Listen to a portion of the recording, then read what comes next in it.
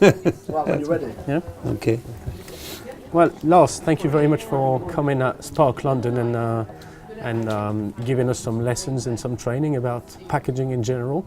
We're here today so that you can tell us more about you and about what you do in life and what your life with packaging has been, and probably communicate a bit of your passion around this. Passion is a good word. Yeah. Excellent word, because I got the virus very young. I'm a bit lucky. I don't think everybody is lucky as me. I was bad at school, as some are, but I only had one thing where I was good. It was in drawing. And when I was 14 years old, something like that, I went to Gothenburg and I had the chance to listen to Louis Armstrong live, and I got the jazz virus. So I had already a virus about design, and I had now the jazz virus. So when I started to buy records, I didn't like the record sleeves. They were very simple at that time, you know, it's so old, 78. So I threw them away and I designed my old. So I had my old record sleeves already, and that's how the whole thing started. And of course, I knew then at 14 what I was going to do. So it was very easy. Each summer I worked in printing plants. When I finished the maturité at whatever 19, I worked 2 years full in the printing industry, bookbinding, printing, typesetting, and the whole thing. Back to school, because the school I went to in Stockholm you couldn't go into the school unless you had 2 years practical work. And this is probably the best education I've ever had. So school, and then out of school I came straight into the industry. Great. And from there on... So how did you end up at Nestlé? How did you come into Nestlé? It ended up very by chance, because I went to the biggest supplier of packing material in Sweden at that time, and we had both offset, lexography and whatever, and we delivered to a company which was called Findus. It's a frozen food company, and at that time Nestlé bought up Findus, and so they said, we need somebody down in Switzerland who knows about the Findus packages. And by chance I had been selling or helping the sales department to design and to help out. So I had a little bit of knowledge in the technical side of packaging. So I would call myself a packaging engineer, more or less. But my interest was always on the design and the communication side from the very beginning. And they offered me a job down in Switzerland, and voila, and that's how it all started. And then I found my wife there, and then no way out. I stuck. Since you've retired from Nestlé, what have you occupied your life with? So I did 40 years at Nestlé and did some 100,000 packs, something like that, from China to Brazil, from Australia to Canada, etc. And when you're 65, apparently you're old, so you have to get out. It happened so that my grandfather was a priest, my father was a director of a school, so it's deep in the blood family. My brother is a teacher, so it was deep in teaching. So when I left, it was a matter of I had to teach. I had to teach because I have learned so much from Nestlé. And as Nestlé was not interested in me keeping me, I then started working for Procter, for Unilever, for Kraft, for all the big ones. And what I've done the last 10 years exactly is teaching or trying to teach communication, because from having been a pure technical as yourself, the real interest is when we do all this great thing, how do we sell it? How do we communicate? How does the consumer understands what we have done, etc.? And it's all about communication. So over the years, I've gone more and more over to the pure communication, which is packaging, point of sale, advertising, social media, whatever. So what's your opinion of today's packaging design? Having been in the industry for, let's say, 50 years, I feel a bit sad, slightly sad, because I see, and I see it especially with you, I see the technical side, what you are doing, great step forward. Everything which has to do with technical things, which can be measured, goes forward quite big steps.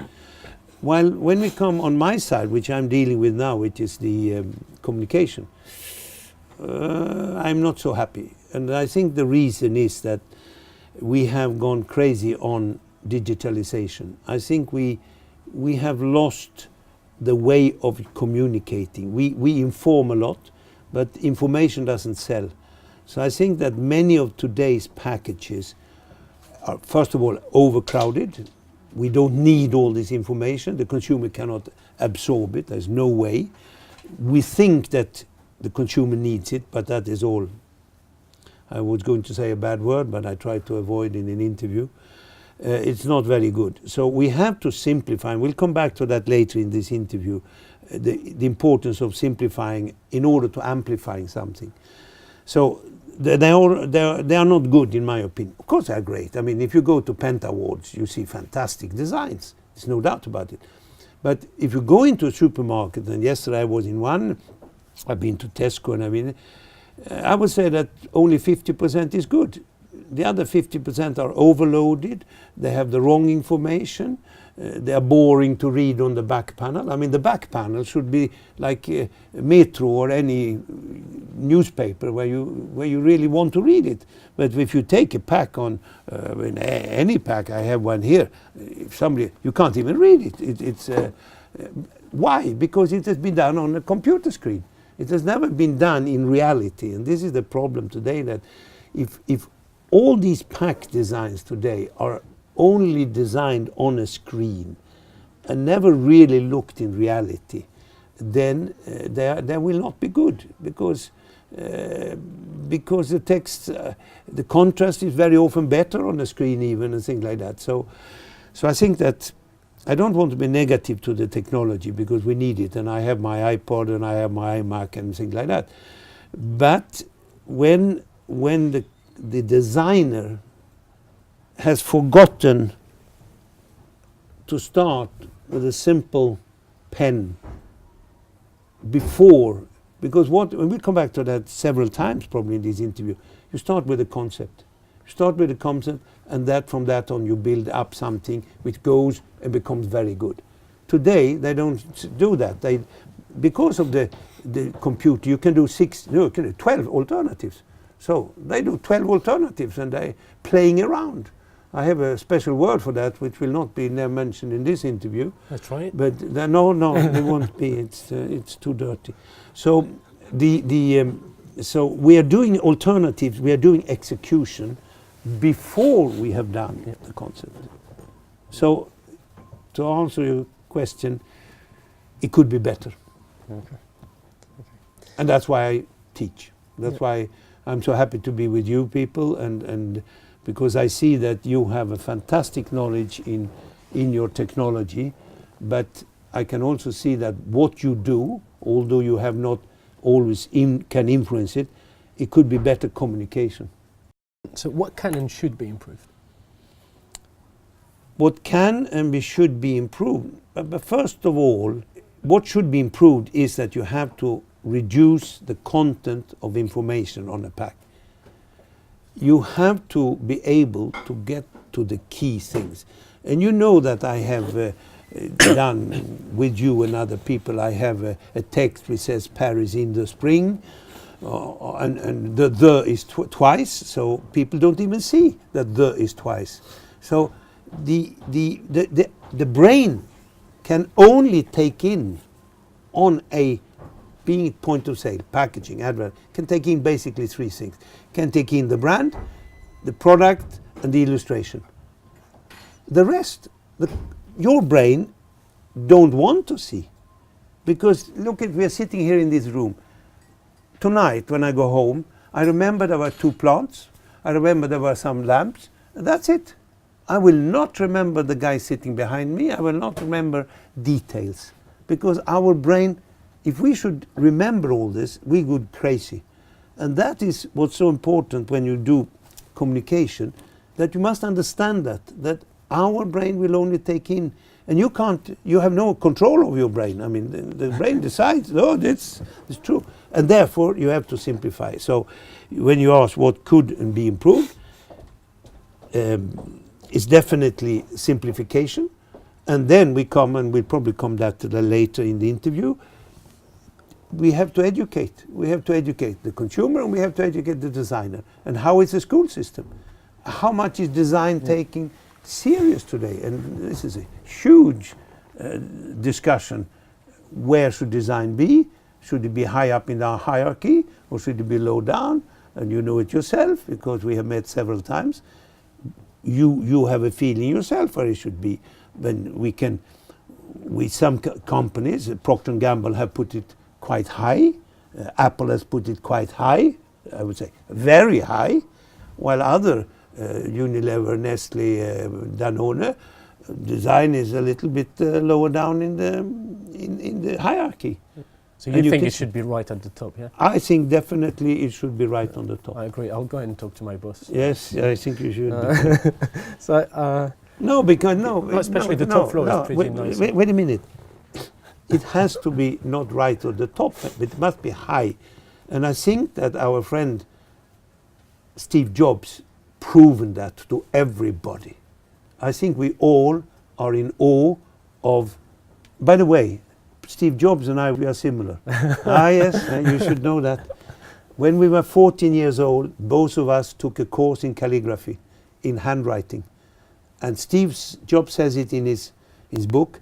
It helped him a lot to see the quality of communication, the quality of typography. And I fully agree with that. The handwriting, and you know, today with the computer, there is no handwriting left. I mean, people can't write any longer. It's just this finger will probably be longer in the future. Well, I've read somewhere you're almost as important as Steve Jobs for the rest of the packaging industry in terms of design. This is true. Somewhere, it's nice you mention it. Somewhere mention me, Steve Jobs, and Philip Stark as reference in this world of design. I think it was the most influential people in packaging design. Yes, they said so, and if it's written down, it must be true. Huh? Yeah, exactly. Yeah, it's pretty cool. Explain me today why you're so fascinated with in-store communication. I am from a basic packaging man, as you know, but over the years, and especially lately, the 5 last years, I have found out that there is something which is more important than the pack design, and that is the in-store communication. The in-store communication, which is not about branding, which is more about product, which leads the consumer who is in the shop to a product, and it's all about new product. I mean, pack design plays no role if you know what you're going to buy. You have always bought that product, so you don't care about the design, you buy the product for the quality of the product. But we are in the business we are in is to get new consumers, and you get them through visual things, verbal things, whatever. And I found out that the communication in store is very, very average. There is not what we call a call to action. There is not invitation to buy. And this invitation can be visual, can be verbal, it can even be olfactic, it can be around the coffee packs. There could be nice coffee smell and things like that. And this fascinates me much more because I see there is so much more to do. So what I do more today, interest myself, is how do we improve this? And I see that this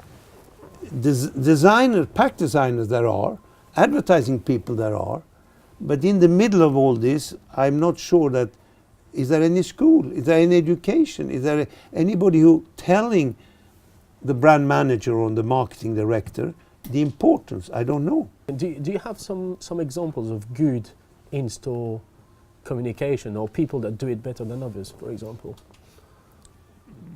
Some does it very well. I mean, we will probably come back several times to a brand like Oreo, because first of all, you have to be seen. If you're not seen, you cannot be bought. Okay? So you have to have strong branding, be it the logotype, or in the case of Oreo, the blue color. So that is the first thing. Then, when you are closer to it, you need a reason to buy this product. And here we can take Oreo again, that there is lots of appetite appeal. You know that an Oreo, you don't buy it, you have to twist it, you have to open it. There's a ritual. And by the way, rituals is something which I'm pushing quite a lot, because we can do much more in the ritual. And one ritual, which of course is the famous one, which I love, is Corona. You can't drink a Corona in a glass. You have to do the ritual of cutting the lime, putting the lime in, and all this. So the rituals is very important, and this is exactly what Oreo has. So a good example of, I would say, and then another thing why Oreo is good is probably the brand management. They have had a quite a good guideline, simple, which is built upon the logotype, the blue color, and the twist. And it seems that everybody has understood that. So they don't play. You don't see a yellow Oreo. You don't see a red Oreo. And you see how many brands who really muddle it up because they don't understand the basics of the brand. And this is Oreo is one example. I'm sure there are others. I mean, can you give me a few good examples of in-store communication? As I have moved over into interesting myself into in-store communication, because that's where it happens, I obviously keep my eyes open more today than before and follow what's happening in France, England, Germany, etc. And good examples, Michel Augustin, as an example. They found a new style. I think we can say that they based it on Innocent, and they took Innocent one step further and they come even closer to the consumer. And this is the whole thing about social marketing and all the social communication and all that. They really come closer, and you can see it on the sales. One of the reasons is that they speak to the consumer in the consumer's language. They say, for instance, on the tray, they say très, très, très bon. I mean, really talking to the consumer. So they are a good example, because they have understood that the stronger the link I can do between consumer and the brand, the better. And they are doing it. But there are very few who have really discovered this. One who could do better is, for instance, Red Bull. Red Bull on the tray, they say Red Bull, they have the visual, the icon, they have everything. When they could just use a key word for Red Bull, which is energize. So instead of having, let's say, 4 or 5 different things, they could have one. But it doesn't seem that, I know why, because brand managers all over the world, they love to stick logotypes. That's a main job, sticking logotype. And they don't understand that logotypes do not sell. Logotypes are there to say, here I am, I exist. But the real selling is done with words, with pictures, with symbols, etc. And that is a symbol, for instance. I mean, look at this one. That says très, très fort, very, very strong. Yeah. And everybody in the whole world will understand this. Yeah. So you don't even need words if you understand communication. And this is just an example of that. And it's an example of simplifying. It's only the pack. That's it.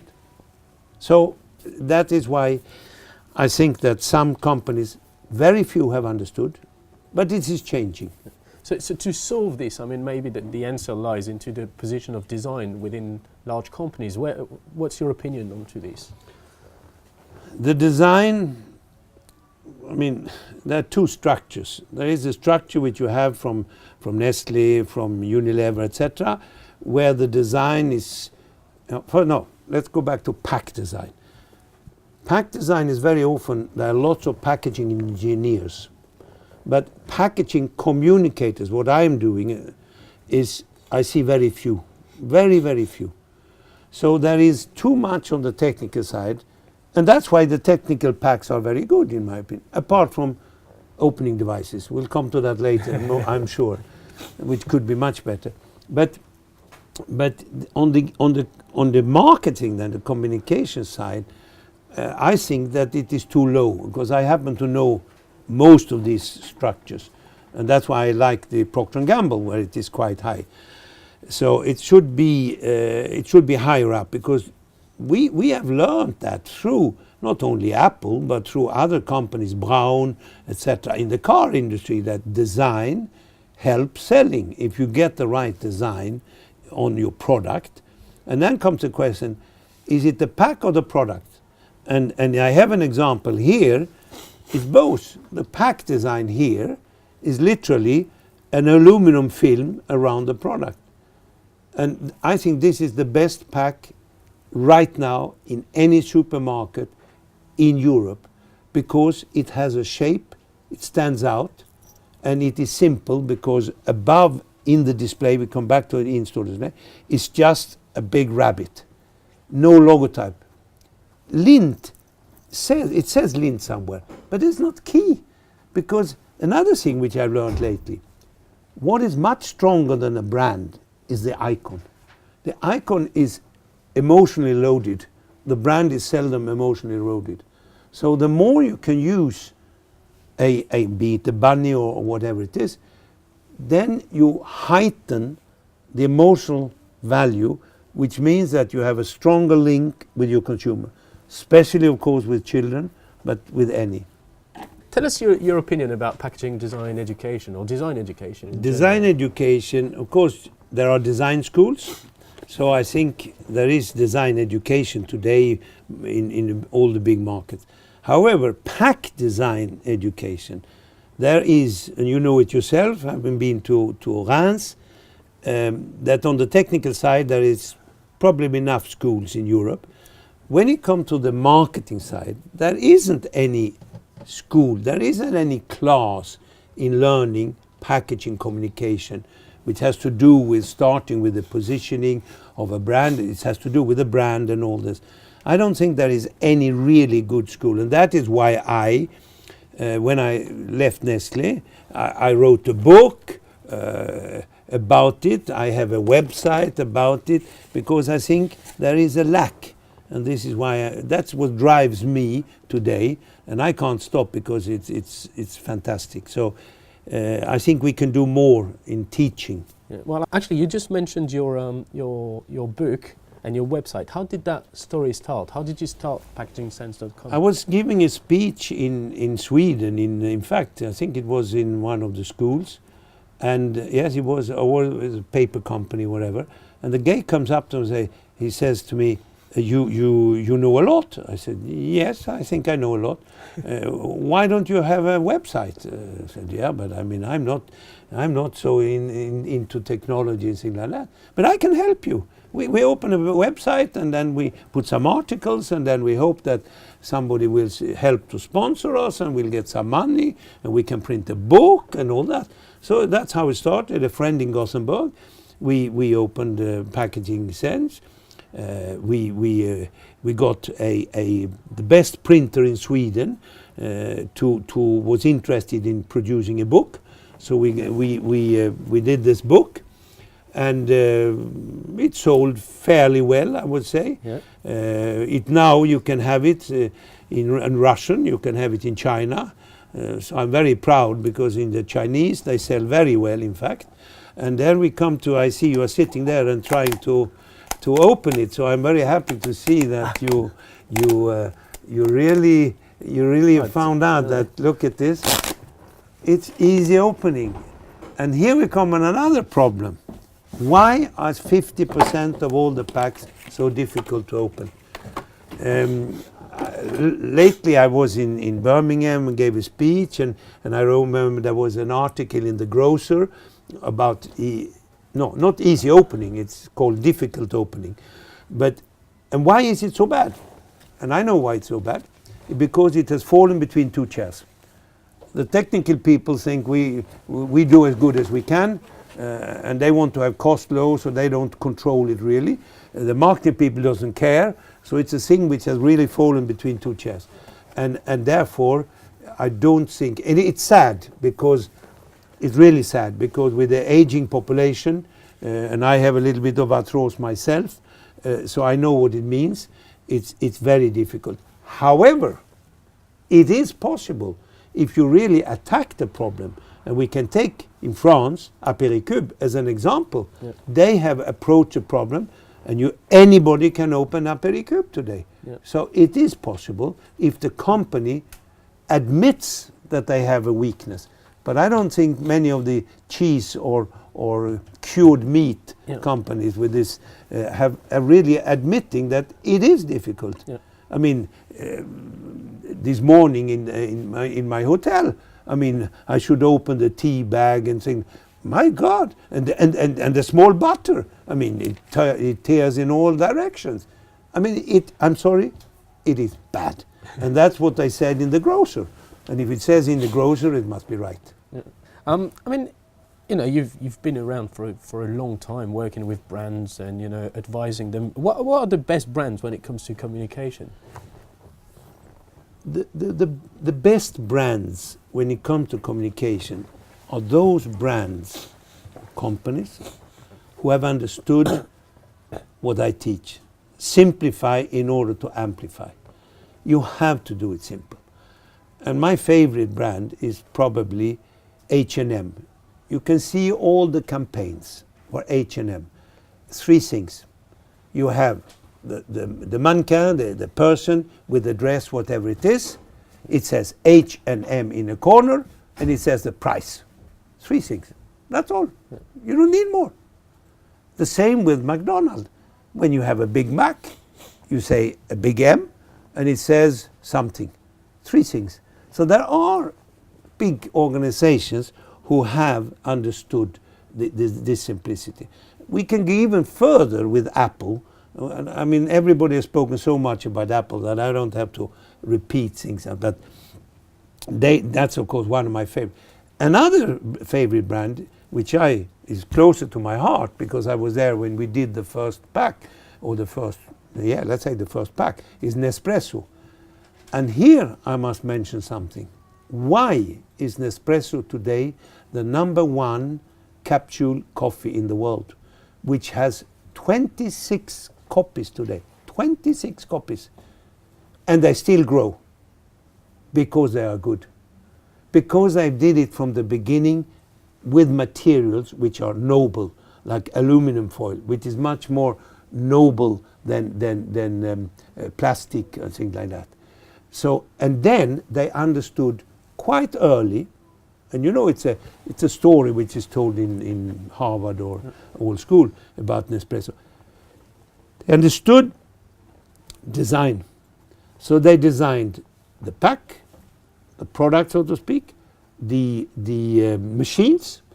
The latest machine, it's a small little machine, it costs 100 euros only. It's a fantastic little machine. And then they understood the distribution. They have their own Nespresso. Go into any Nespresso shop in the world. It's glamorous, it's beautiful, it's designed. They've made it a whole experience. It's a whole experience. And this is a reference. It's like Apple. You get addicted to it, and you pay the premium price, and you know it's a premium price, but you are willing to pay for it because you want to be an espresso, and that's what design. What design does. It's interesting because in the case of Nespresso, for example, I mean, I wanted to ask you some questions about positioning, and I guess onto that particular product, they've done it pretty well. Do you want to talk to us about positioning and the importance? If you want to do anything good here, you have to start with a good positioning. You must have, the consumer must understand who you are. and who you are comes from your basic positioning. And in the case of Nespresso, for instance, we can say basically two big words. It has to be super premium. They understood that people are willing to pay a premium price for espresso coffee. And then Italian, of course, because that is the reference. With these two things, they have just gone straight. So that's a good example. Some other companies, I think Anita Roddick got it right from the beginning when she started and tried to, through her product, having a better world. I think when you go back to positioning, I think that Branson got it right, because his was about use, about being different, being a little bit rebellious and things like that. So some for the Virgin brand. So some have got it right from the very beginning. Can you have a better job than package design? My friend here in London, Bobby Monaghan, it was he who invented the word decathlon. He said if packaging was an Olympic sport, it would be decathlon. And this is what I like. It is about material, it's about marketing, it's about communication, it is about so many different things, which makes it really interesting. And especially being with you today and seeing what you are doing here, which is different to what I do. I mean, we can look at it later on, but your designs, I mean, look at this. It's a masterpiece. This is where the pack enhances the product. And you know, to enhance a film, you have to be very good, because the film is really good. So you have to be better. And this becomes a decorative element in my home. It is so beautiful that I will keep it next to my television set. And this is where good design, because now you can go back to speak about all the good design, Phyllis Stark, etc.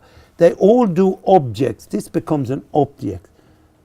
And almost call it a collector's item. And this I'm proud to have bought, and I'm proud to have.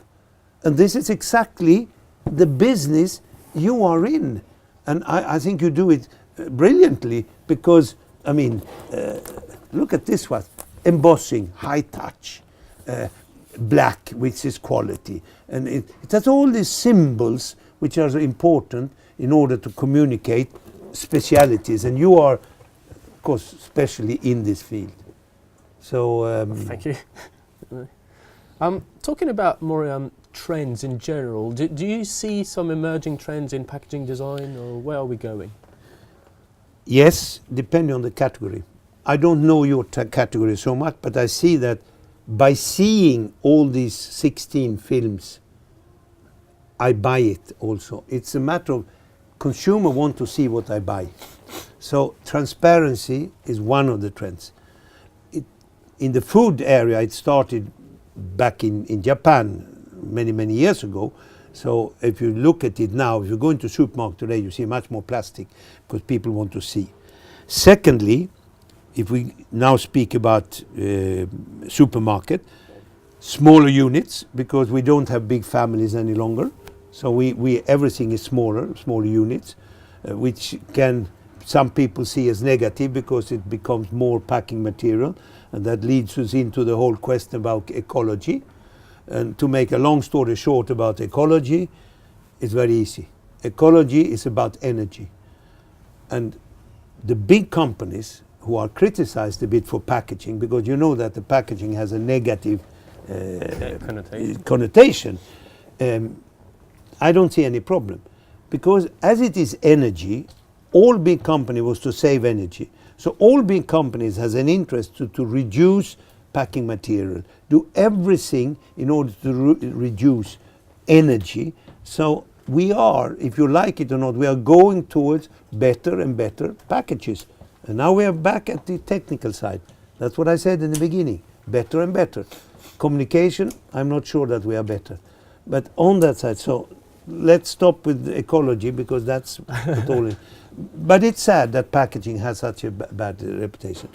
And then, of course, the third one, because we have good, let's say, industrial design or shape design like yourself, we see more and more shapes. We see more and more interesting shapes. And because a shape, if you can have a, let's go back 100 years. The first Coca-Cola was a very boring shape. It was like this. Okay? Somebody knew we must have better shelf impact. And that's why we got this. And we got this lozenge on it. Then somebody, and I remember I think his name was Samuelsson, he came from Sweden, he said, we need a special shape. And you know the briefing was that if it crashed and you see all the pieces on the floor, you should know it is a Coke bottle. And that's why they took the cocoa bean as a basic shape. And of course, the first one you can see here that from technical, it uses too much glass. So from that on, we ended up with a smoother shape, etc. So this is a good example how a shape develops into something. And then you can do remarkable shapes like this. And then I come back to my lint pack. I mean, you can go anywhere in Europe today. You can't go through a supermarket without noticing this. And it has to do with the brilliance, because don't forget that this light here reflects. You see how the lamp here reflects into this. So the brilliance moves, and that attacks people. So they are extremely, even if Lindt doesn't earn so much money with this, it is an enormous advertising for them. And the last but not least, shape, you can have a keg. So the beer people are very good in this. So these are the three big trends. Great. I mean, you know, as everyone knows, you know, you get to learn a lot by traveling. You've traveled yourself a lot. Can you tell us in which countries you get to learn more about package design or communication? I'm happy to be in London because I think that the retailers, in England were those who lifted up thanks to competition. I would also say that the retailers in France, I mean, you don't know that, but I am the father of the famous Carrefour white products back in 30, 40 years ago. So the retailers made it that it's interesting, and the retailers most interesting are in France and in England. So these two countries definitely. For Europe, that's enough. You don't need anything. Sweden have good, but it's too small. Germany is not so. Italian have very good in 2-3 sectors, in the pasta, of course, and in the. But then everybody should once go to Japan. Once in your life, you must go to Japan, because in Japan, package design is a culture. So you would understand. You can't learn very much, because if you want to do that here in Europe, it will cost you too much. But you must have been there. Then, and this is interesting, you have to go to a country where there are no real tradition, where you don't be, people say, we can't do that, we can't. Go to Brazil. Brazil, brilliant packaging, because they have no hang-ups. Here in Europe, but you see, we have always done like that, and we can't change the consumer too much, and things like that. That doesn't happen in Brazil. Wow, great designs. So I would say these are the 4 countries. Don't go to the States because of the legislation. They have zero creativity today. I mean, it's all regulated. So no, France, England, Japan, and Brazil. Good. Our friends in the agencies in America will be very happy. Then they know they should come to the British, to the London They should agency. come here, or Yeah, I can go to or them. The Paris one, I can go to them. Okay, we'll send the invite. We know you really like that notion of simplifying to amplify. Tell us about it. I brought with me a thing which I'm using when I teach, because as I told you before, teaching is about making it simple for those who are in the room to understand. And it's not always that the PowerPoint can do that. So I bring with me this here. And look at this. It has 2 twice Ovomaltine. This Ovomaltine takes away interest from this. Yep. So you never need more than one brand. So you fold it away and suddenly it's better. Then you ask yourself, do I need 2 illustrations? Because I'm already telling the story that out of this comes and it's cracking. So it's and then there is a text. So if I then fold this one away, you can see that I have, by simplifying, I have amplified the brand because it's alone. There's no disturbing element. And my eyes will go straight on that product. It's not disturbed by that product. And then I will read the text that it is crunchy. So where is the new now?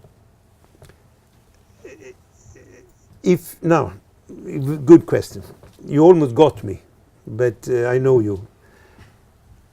Now, you don't need new. On this one, you would need new. So I can literally put new here. But you see, it will not help you very much. Yeah. So what you have to do, and here is where you come in as a designer. This is pretty ordinary design. Can I draw it for you? Yeah, of course, yeah. I mean, Yeah. if you then do a layout which is much more dynamic, because you don't need to show the whole pack. So if you do something like, let's say, a Ovomaltine coming down here, you have the cracking thing here, okay, and then a crunchy biscuit, exclamation mark. So you have brand, product, and crunchy. Because of the layout, because it's more dynamic, you don't need new. Yeah. And this is the role of the designer. If you do something which looks new, fascinating new, you don't need the new. So that is where I think that we come in as a designer. It's our role. And I know that the brand manager will still say, yeah, I need this one in the upper left-hand corner. But we can't, we have to fight that.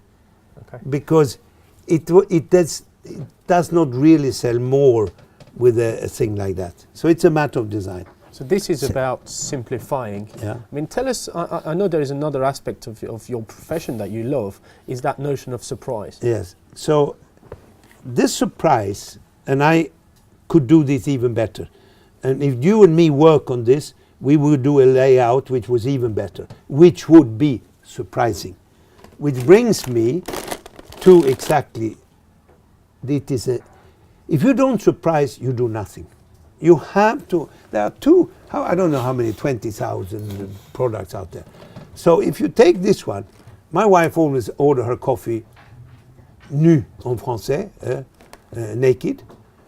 And this is exactly the language which modern people use. So here it says naked because there's no salt. What else? I'm putting naked girls. And you find this pack in my supermarket in Lausanne where I live. Because these people have done such, of course not in the normal supermarket, more in shopping centers, things like that. But they have been able, thanks to pack design, and this costs probably twice as much as our local brand in Switzerland, have been able to get this all over Europe thanks to great design.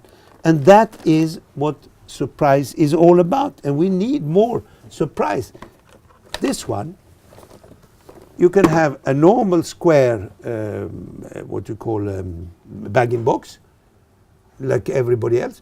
But you can also do a handbag. 50% of all wine in Sweden is sold in bag-in-box, thanks to packaging.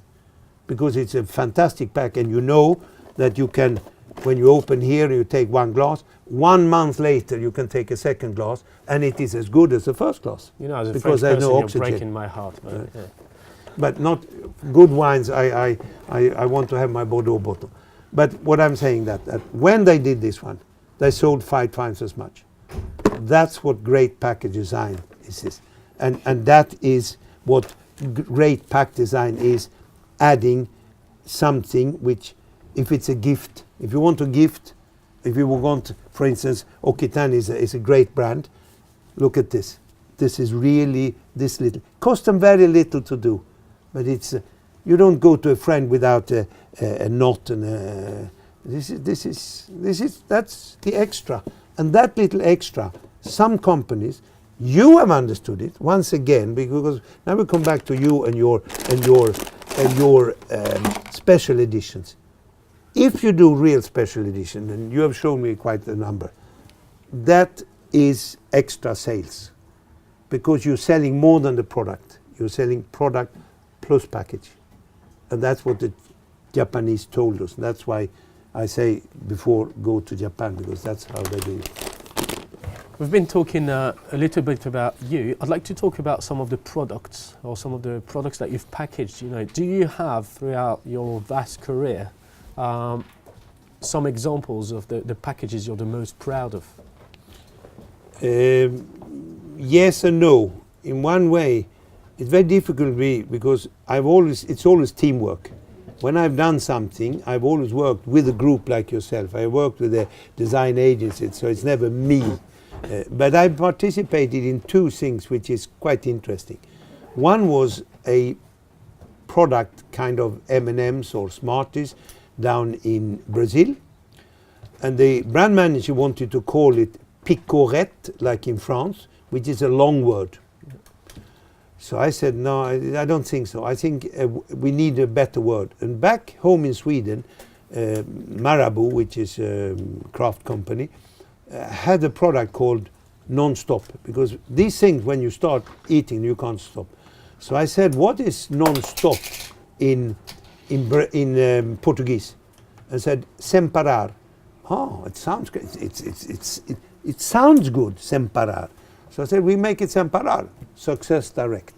So there you could see the power of the word, to have the right word. So it's not only graphics, it's word, etc. The second example, which I can say I'm proud of, 1971.